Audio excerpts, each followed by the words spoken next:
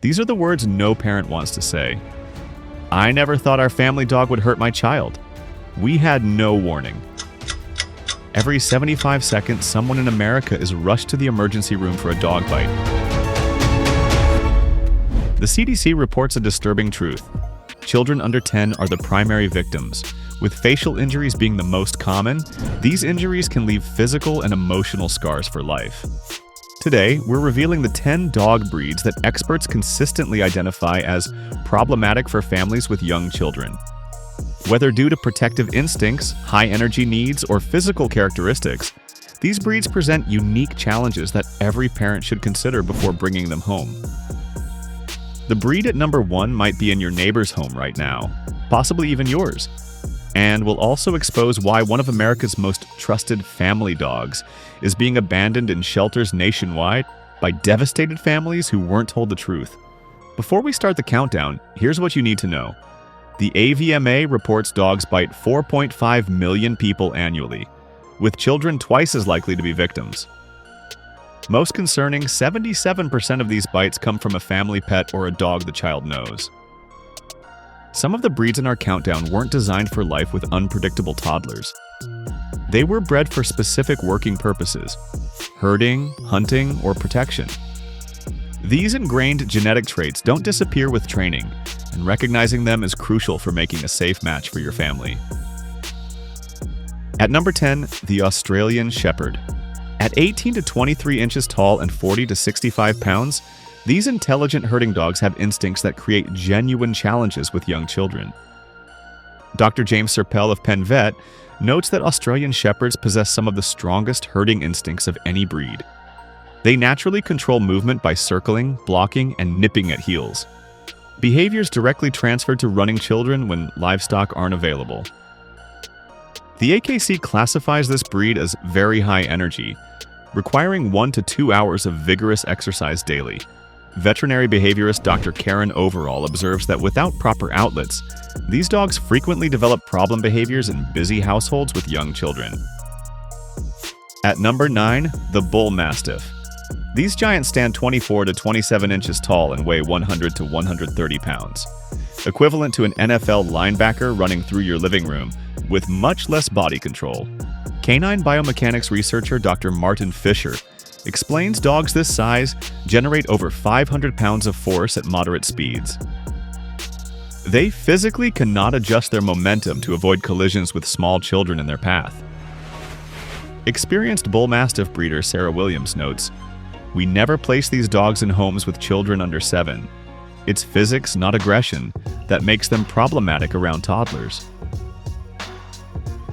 Number 8, Chow Chow. Moving to number 8, we have the Chow Chow.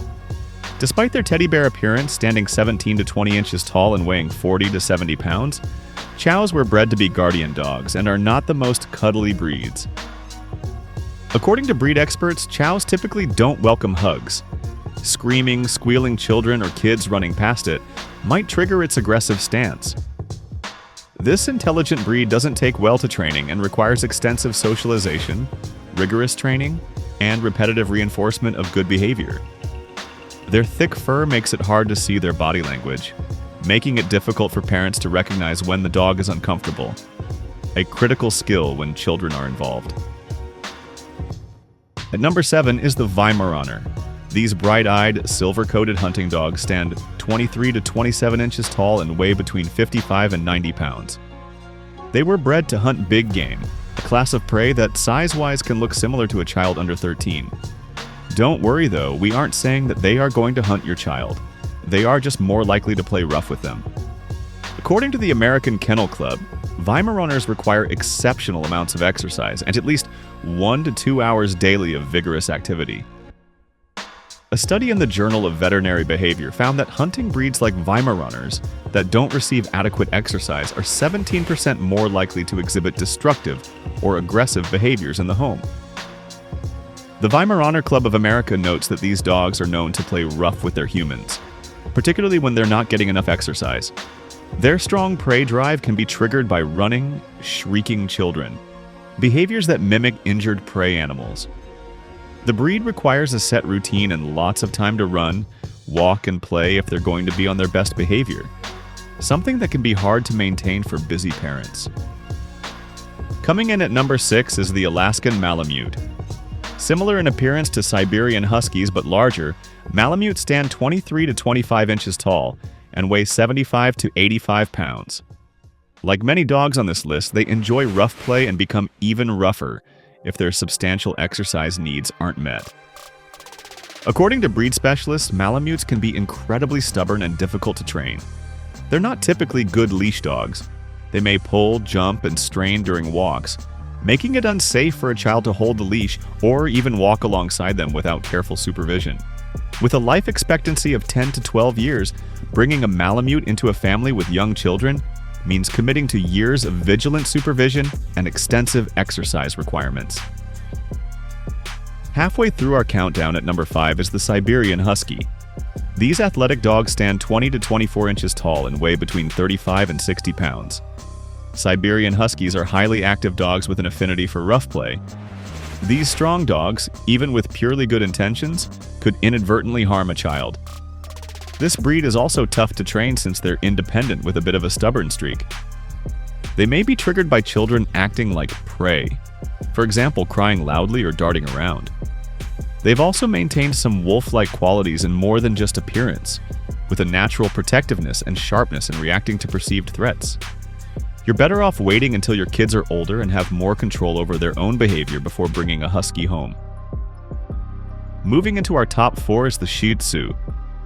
Standing just 8 to 11 inches tall and weighing 9 to 16 pounds, these small dogs may seem like perfect companions for children, but there's more to consider.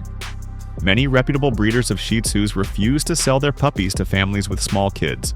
This breed loves to zip around and get under your feet, tripping up adults as well as children if they're not paying close enough attention. This potential trip hazard can harm both humans and the dog. When playing with a Shih Tzu puppy, extreme caution is necessary. Experts often recommend that children only play with the breed while sitting on the floor. Older Shih Tzus might be more suitable for families since they tend to chill out after puppyhood. Breaking into our top 3 is the Akita. These powerful dogs stand 24 to 28 inches tall and can weigh up to 130 pounds. They've been bred for centuries as guard dogs, and these protective instincts can be challenging around children. Akitas can be incredibly sweet and loyal, but they've also been bred for years to be guard dogs. The instincts born from this type of breeding can be difficult to reverse and may pose a problem with playdates and other occasions where unfamiliar kids visit your home. Akitas want to protect their families, which includes your children, but may perceive other kids coming over and roughhousing or squealing as a threat. Their natural, guard-driven instincts could kick in, and an injury may occur. The same rule applies if you don't have young children in the home, but invite them over. Rambunctious kids may trigger a defensive response. Our runner-up at number 2 is the Chihuahua. Despite their small size, typically 6 to 9 inches tall and weighing just 2 to 6 pounds, many people incorrectly assume Chihuahuas are ideal for families with small children. Because of their small size, many people assume that Chihuahuas are fit for families with small kids, but it's quite the opposite. These little dogs rely on their mouths to protect them where their stature can't, reacting with barks and sometimes bites when they feel the need to defend themselves. Many Chihuahuas need personal space. They will give plenty of social cues if anyone outside their primary caregiver enters their zone and makes them feel uncomfortable. The problem is kids aren't great at reading signals, and a Chihuahua may become aggressive. And finally, at number 1, the breed that tops our list as potentially the most dangerous for families with young children is the Rottweiler. Standing 22 to 27 inches tall and weighing between 80 and 130 pounds, these powerful dogs combine strength, protective instincts, and a bite force of up to 328 pounds per square inch. According to a 20-year CDC study on fatal dog attacks, Rottweilers were involved in 39 fatal attacks on humans, second only to pit bulls. Insurance data reveals that Rottweiler bites typically result in more severe injuries due to their size and strength. Dr. Randall Lockwood, Senior Vice President of the ASPCA, notes, Rottweilers are protective guard dogs on alert for energetic targets that might threaten their home. This reaction can extend to children who are simply playing nearby, as the dog may have difficulty distinguishing innocent child's play from a perceived threat. Animal behaviorist Dr. Victoria Corin explains, "What makes Rottweilers particularly concerning around children is the combination of their protective instincts and strength. When they do bite, the consequences are often severe. Families with children under 10 should consider other breeds unless they're committed to extensive training, proper socialization, and constant supervision." Final thoughts. While these 10 breeds present challenges for families with young children, responsible ownership means matching the right dog to your household's specific needs. But there's something veterinarians are concerned about with America's third most popular dog. A 2022 study in the Journal of Veterinary Behavior found that 40% of Golden Retriever owners report unexpected behavioral issues, particularly in modern breeding lines.